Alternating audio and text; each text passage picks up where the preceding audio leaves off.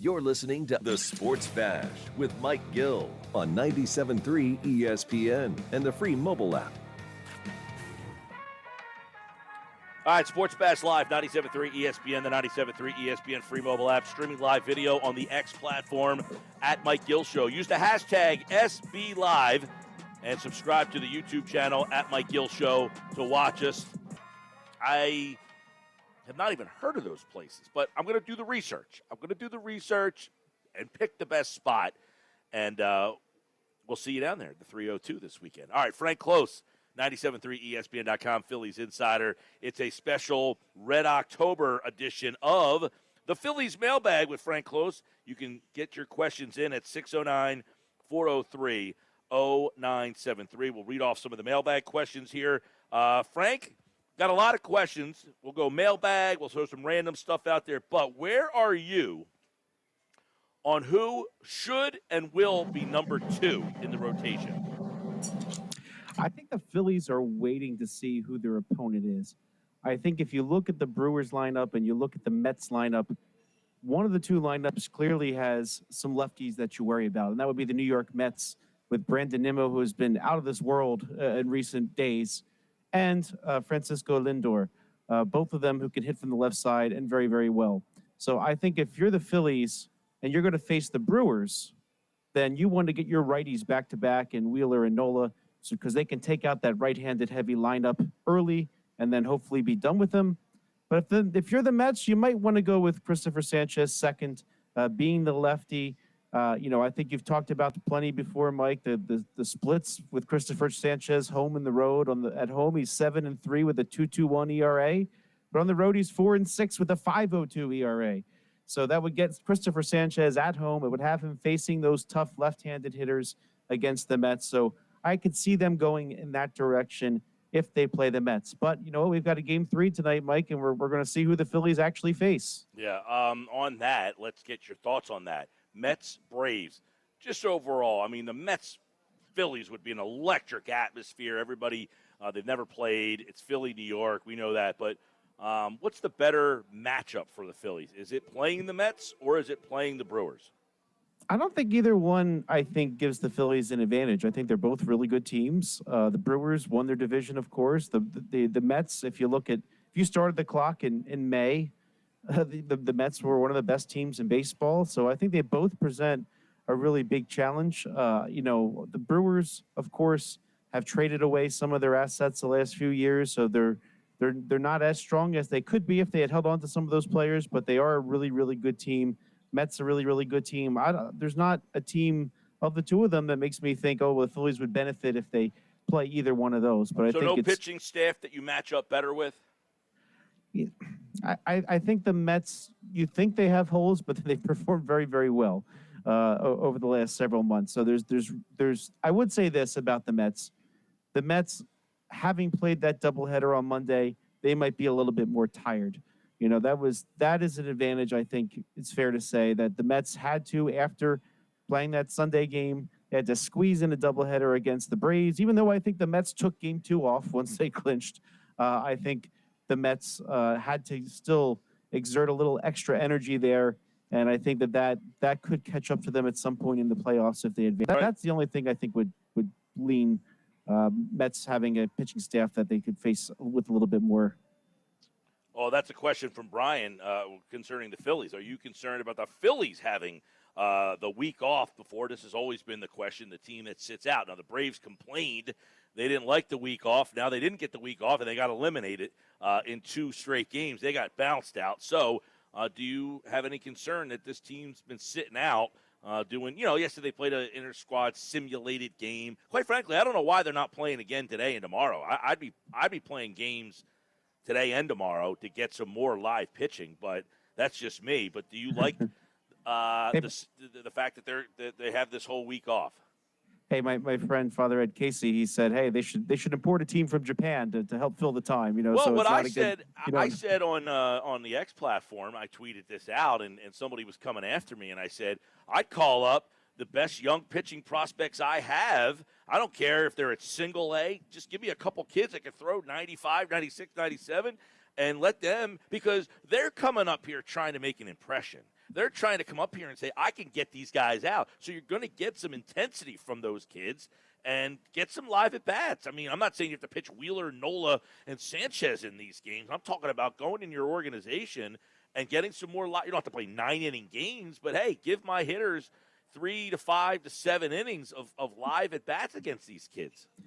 Yeah, that would be the one concern, the timing of the bats. You know, the fact that you need to see live pitching on a regular basis to have your swing timed up to their fastball. So that would be the one concern that people would have with such a layoff. But overall, I think the bye is an advantage. You know, I just mentioned the Mets and all the hoops they had to go through to get to the playoffs, or the Brewers they had to play this week too.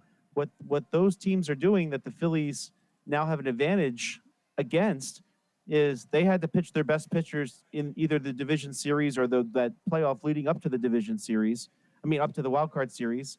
And then the Phillies are going into the wild card series with their rotation set the way they want it.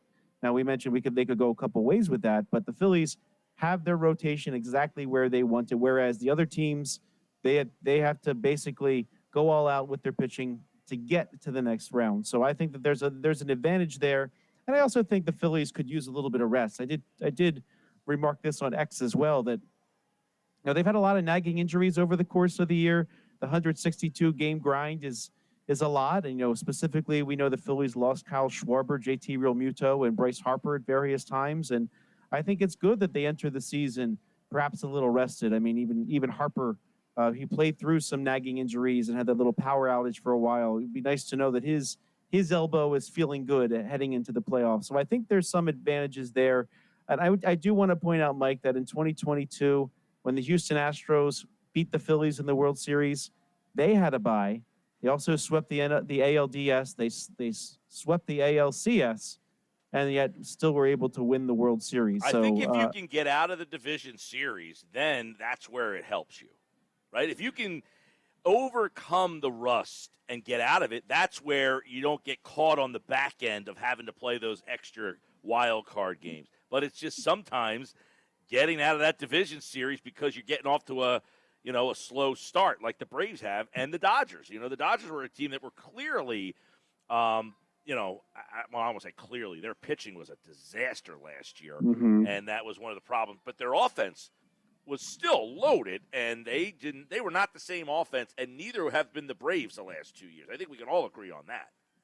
Yeah, that's fair to say. I mean, the Braves, it's a shame. I mean, they lost their best starter and they lost their best hitter in the season. Now, I thought they got contributions from other players that you might not expect. I mean, Chris Sale, unfortunately, he did get hurt in the last week for the Braves. But, Sale, I thought, gave them way more than one might expect. I thought he was a little bit of a roll of the dice because of his injury history, but he put together a fine season and might win the Cy Young Award. So, but, yeah, every team is sort of rolling in with a little bit of something. But the Braves, I think they just were a little too banged up this year. Jason wants to know, Frank, how would you construct the roster? I know there's been a lot of talk, 14 position, 12 guys. Probably the way they're going to go, at least in the 5-game series. But who are those bottom of the roster position players, and who is that number 12 pitcher, I guess would be the question. Yeah, so I think Cody Clemens has made this postseason roster, at least for that first round. The Phillies can go. I mean, honestly, I think they could go 12 pitchers in any other round as well, if you ask me. But I don't think they have 13 options. I don't think they have options. Mike, it's funny you say that because when I was trying to list the 12 pitchers the Phillies could take, you get to that 12th spot, and you're like, okay, 12th guy. Is it going to be Taijuan Walker or to me, the question is it going to be Kobe Allard or could it be Spencer Turnbull, who actually is healthy, but he hasn't really pitched? He did pitch a little bit in the simulated game, but Rob Thompson said, we don't necessarily know how he's doing. So Turnbull, unfortunately, did not get a couple of weeks in the regular season to show that he was healthy. He did have a rehab appearance at Lehigh Valley, but it's kind of a wild card. With any pitcher, you want to make sure your command is right. And if you sat out for that long, your command might not be so great. It was not so great during the intra-squad game. So I might go Turnbull or Allard as my 12th, and then if you go to 13, maybe both of them. But I think if you are going 13 pitchers, that 13th pitcher, or even the 12th pitcher, they're only pitching in an emergency, or if they're getting blown out early and you just need to eat some innings and keep your staff rested. But you don't even need to do that because there are days off built into these playoff games. So I I think whoever's 12 might not even pitch, and if they carry a 13th, I don't think they need to do so. But and how many? I don't remember what the splits were last year, but from my memory, Michael Lorenzen and Taijuan Walker. Lorenzen didn't make the division series, but I think he was on in the championship series. I don't remember Walker or Lorenzen. Definitely Walker didn't throw. Lorenzen might have came in and threw an inning or two. Yeah, but I think that's it's almost like they were the only reason you would be carrying a Walker or a Lorenzen last year or a Turnbull or a Kobe Allard this year is if you're getting blown out and you need someone just to eat the innings up. Yeah, no, I think that's exactly why you would carry, but you really don't need more than one of those, unfortunately. I mean, so I would actually prefer unless the you got Phillies blown out 2 days in a row. Right. Right. But you know what, though? When you've looked at some of the success of the Phillies, Austin Hayes, I know he's been a little controversial figure on this station the last few weeks, but he hit lefties. I would rather have someone like him around. I would say, I agree with you. He hit lefties. I'd play him against lefties. I wouldn't play him against righties. Controversial in that I think if they played him every day, I think that would be a mistake. He has shown he can hit lefties. I don't know that he has shown that they're a better team with him against righties.